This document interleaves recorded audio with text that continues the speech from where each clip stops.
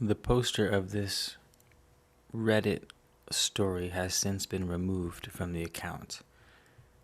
So the author is unknown, but the title is simply Annunaki.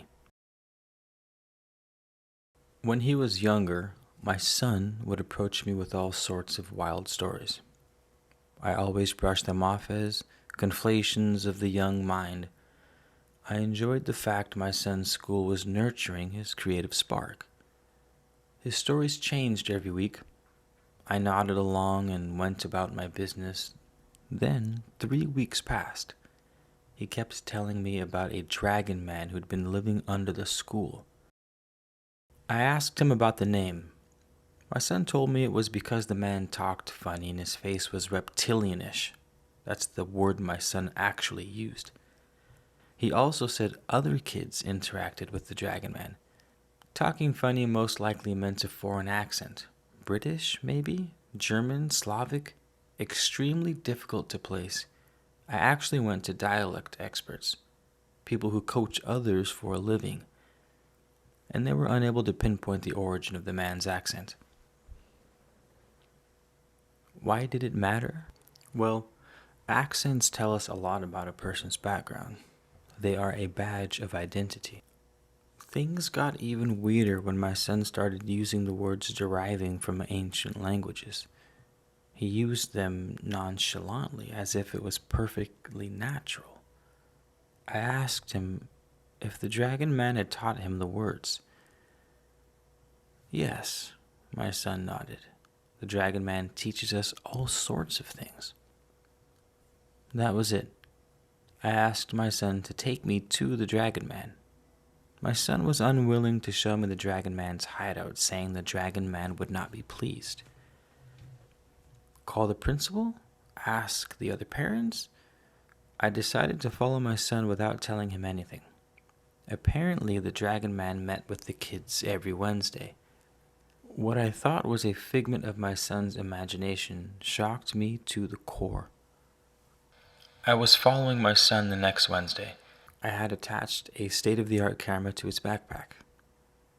I had also made sure there was a tiny recording device in his left pocket. I had checked the camera and the recorder 3 times, on and good to go. At first, I watched as the kids entered the school's basement. The entrance was disguised as some sort of oubliette. Nobody was around, not even a single teacher. There were virtually no lights. It was as if the kids had been instructed to enter the basement on their own.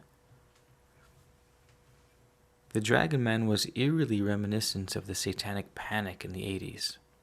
My mind did not want to believe there could have been any truth to my son's stories. Satanic cults? Sacrifice? No. Not in the first world countries. The children stood in a circle and began chanting. Annunaki, Annunaki.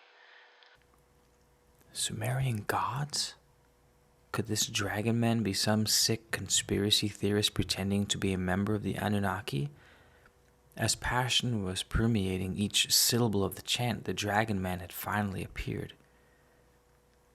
I was expecting to see a man in a mask. A clown, maybe, but this was no clown. I was looking at something, whatever it was. This was more of an alien entity than a human.